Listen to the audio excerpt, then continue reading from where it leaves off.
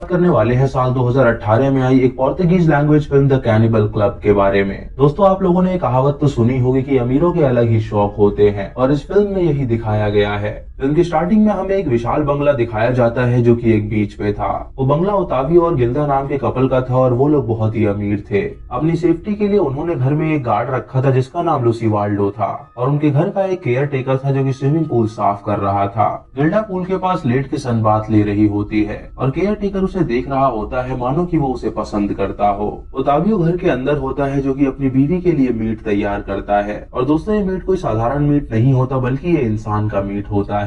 रात को care taker जब अपने रूम में आराम कर रहा होता है तो उससे मिलने ओतावियो आता है जो कि उसे एक गन देता है। वो उसे बताता है कि वो सिक्योरिटी गार्ड को लेके अपने साथ जा रहा है एक बिजनेस ट्रिप पे और उसकी बीवी घर पे ही है तो वो उसका ख्याल रखे। अगर वो उनके घर के आसपास किसी अनजान आदमी को देखे तो वो उसे शूट कर दे।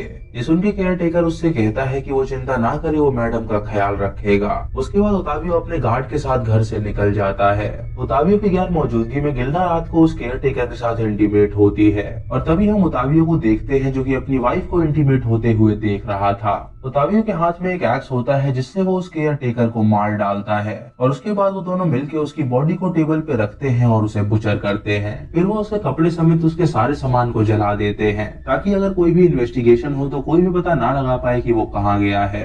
यानी दोस्तों, ओतावियो जानबूझ के अपनी बीवी से एम्प्लॉयज को सेड्यूस करवाता था ताकि वो एम्प्लॉयज को मार के उनका मांस खा सके।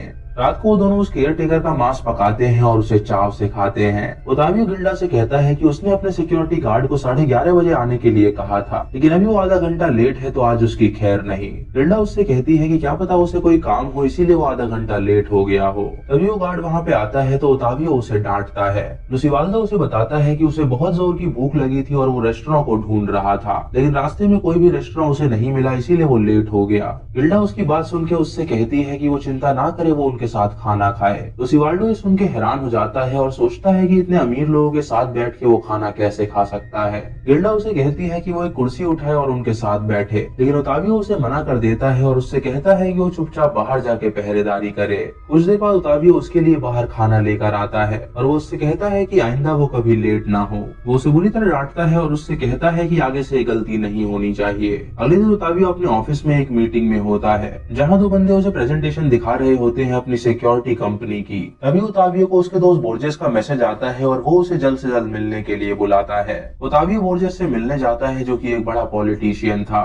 बोर्जेस ओतावियो को बताता है कि उनकी कम्युनिटी का एक आदमी है जो कि उनके एनिमीज से बातें कर रहा है और उसे डर लग रहा है कि वो उनके सामने सब कुछ सच उगल देगा। ओतावियो उसे उस बंदे का नाम पूछता है तो वो बताता है कि उसका नाम क्लोविस है। ओतावियो कहता है कि क्लोविस तो उसके साथ काम करता है, तो बोर्जेस उससे कहता है कि कल उसने एक पार्टी रखी हुई है जहाँ सभी लोग आएंगे तो वो चुपके से क्लोविस को ठिकाने लगा दे। अगले दिन बोर्जेस के घर में पार्टी होती है जहाँ सभी बड़े लोग आए होते हैं। ओतावियो अपनी बीवी के साथ एक बड़े आदमी के साथ बातें करता है। ओतावियो की बीवी कुछ ज्यादा ही पी लेती है जिसकी वजह से वो उल्टी करने लगती है। उसकी उल्टी जब एक नौकरानी साफ कर रही होती है तो ओतावियो उस नौकरानी को चेकआउट करता है। उसके बाद वो क्लोविस से मिलने जाता है ताकि वो उसे ठिकाने लगा सके। इधर गिल्डा काफी थक जाती है तो नौकरानी उससे पूछती है कि क्या वो ठीक है, तो वो उससे कहती है कि वो चिंता ना करे, वो बिल्कुल ठीक है। गिल्डा का घर जाने का मन करता है तो वो लुसीवाल्डो को ढूंढने लगती है। वो दो गार्ड्स के पास जाती है जो कि दूर बैठे हुए थे। वो उनसे पूछती है कि लुसीवाल्डो कहाँ है तो वो उसे बताते हैं कि वो बेसमेंट में है। ये सुन के गिल्डा बेसमेंट में जाती है जहाँ वो बोर्जेस और लुसीवाल्डो को देखती है जो कि इंटीमेट हो रहे थे। ये देख के वो काफी शॉक हो जाती है क्योंकि उसे उन दोनों से ये उम्मीद नहीं थी और जब वो दोनों उसे देखते हैं तो वो काफी हैरान हो जाते हैं। उसके बाद गिल्डा ओतावियो के साथ उस पार्टी से निकलती है और वो अपने पति को उसके दोस्त बोर्जेस की ये बात नहीं बताती। ओतावियो उससे पूछता है कि क्या उसकी तबीयत ठीक है तो वो हंसने लगती है और उससे कहती है कि वो बिल्कुल ठीक है। अगले दिन गिल्डा बोर्जेस से मिलने उसके ऑफिस में जाती है जहां वो उससे कहती है कि कल जो भी उसने देखा उससे उसे कोई दिक्कत नहीं है क्योंकि वो ये बात समझती है कि हर किसी के अपने नीड्स होते हैं। वो चिंता ना करे, वो इस बात को किसी को नहीं बताएगी, यहाँ तक कि वो अपने पति को भी इस बारे में नहीं बताने वाली। बोर्जेस उसकी बात सुन के काफी अजीब रिएक्ट करता है और उससे कहता है कि उसे नहीं पता कि वो किस बारे में बात कर रही है। गिल्डा उससे कहती है कि कल रात जो उसने बेसमेंट में देखा वो उस बारे में बात कर रही है। तो बोर्जेस इस बात को डिनाई करता है और उससे कहता है कि वो तो बेसमेंट में था ही नहीं। ये सुन के गिल्डा समझ जाती है कि वो चाहता है कि वो सब कुछ भूल जाए, इसीलिए वो उससे कहती है कि वो चिंता ना करे, वो सब समझ गई है। अगले दिन ओतावियो कहीं पे जाने के लिए तैयार हो रहा होता है, तभी बोर्जेस का उसे मैसेज आता है जो उससे कहता है कि वो तैयार होकर जल्दी से आ जाए। ओतावियो तैयार होता है और गिल्डा उससे पूछती है कि वो कहाँ जा रहा है। वो उससे कहता है कि वो पार्टी में जा रहा है और अगर वो चलना चाहती है तो वो उसके साथ चल सकती है, लेकिन गिल्डा उससे कहती है कि उसे उसकी पार्टी में कोई इंटरेस्ट नहीं है। दोस्तों, ओतावियो एक कैनिबल क्लब का मेंबर था जो कि अमीरों का क्लब था और हर महीने वो लोग एक लड़का और लड़की को पकड़ के लाते थे और उन्हें इंटीमेट करवाते थे और उसके बाद उन्हें बुचर करके वो उसका मांस खाते थे। ओतावियो, बोर्जेस और उनके सारे दोस्त ये सब देख के काफी एक्साइट हो जाते हैं और उसके बाद वो उस लड़के लड़की को मरवा के उनका मांस पकवाते हैं और उसे चाव से खाते हैं।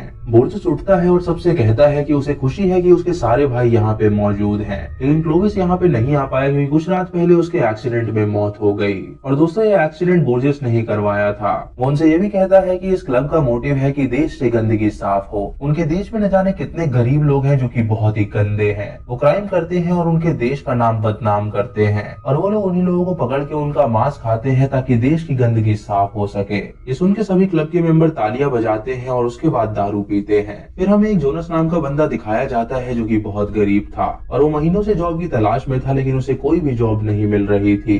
वो एक जॉब एजेंसी में आता है और वहाँ पे जॉब के लिए अप्लाई करता है, लेकिन उसके मुताबिक कोई भी जॉब वहाँ पे नहीं होती। जोनस सेक्रेटरी से कहता है कि वो कोई भी जॉब करने के लिए तैयार है, तो वो उससे कहती है कि उसके पास केयर टेकर के रिक्रूटमेंट्स हैं और अगर वो चाहता है तो वो उसके लिए फॉर्म भर सकता है। जोनस उसे हाँ कर देता है और वो उसकी फोटोज लेती है। दोस्तों, ये एजेंसी गिल्डा और ओतावियो के लिए काम करती थी और उन्हें उनके केयर टेकर देती थी ताकि वो उसे मार के खा सके। ओतावियो और गिल्डा को जोनस पसंद आता है और वो उसे काम पे रख लेते हैं। जब वो लोग वहाँ से बाहर निकलते हैं तो हम उनके पास एक नए गार्ड को देखते हैं, जिससे हमें पता चलता है कि लूसीवाल्डो को बोर्जेस ने जरूर मरवा दिया होगा ताकि उसका सीक्रेट बाहर ना आ सके। जोनस वो जॉब करने के लिए पैदल ही उनका बंगला जाने के लिए निकल जाता है और रास्ते में उसे एक मरे हुए जानवर की लाश मिलती है जो कि सड़ चुकी थी।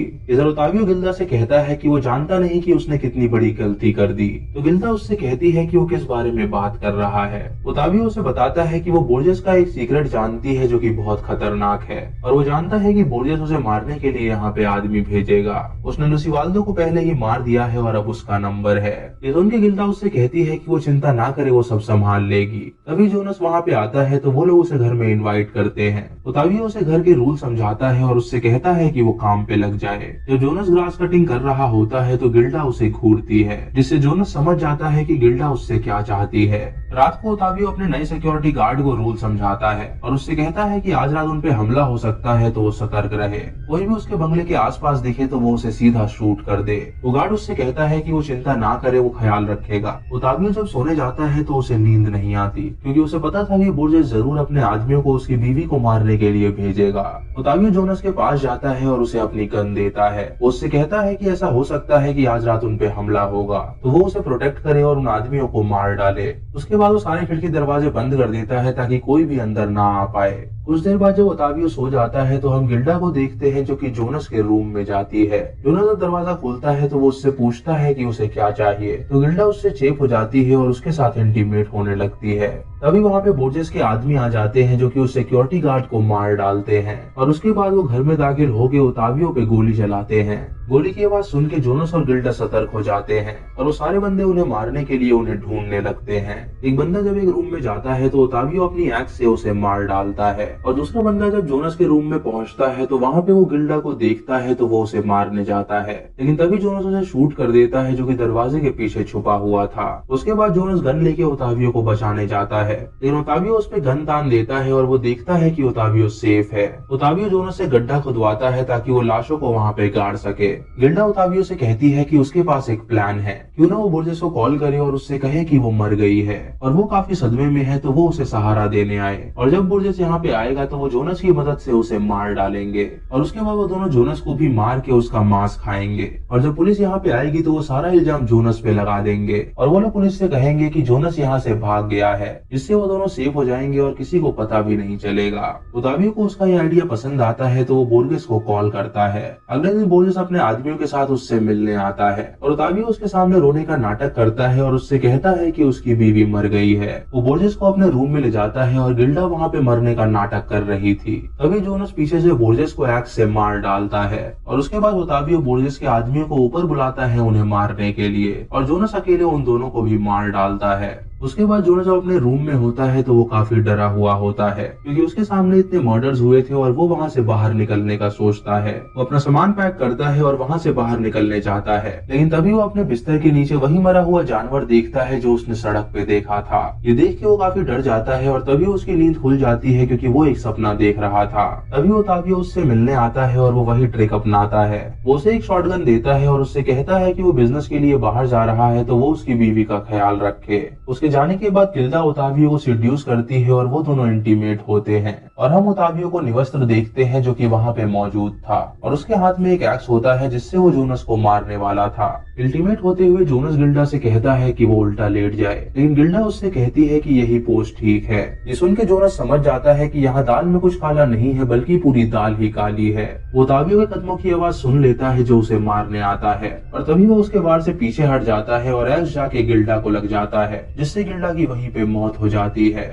ओतावियो ये देख के रोने लगता है और जोनस शॉटगन से उसे शूट कर देता है जिससे ओतावियो की भी मौत हो जाती है।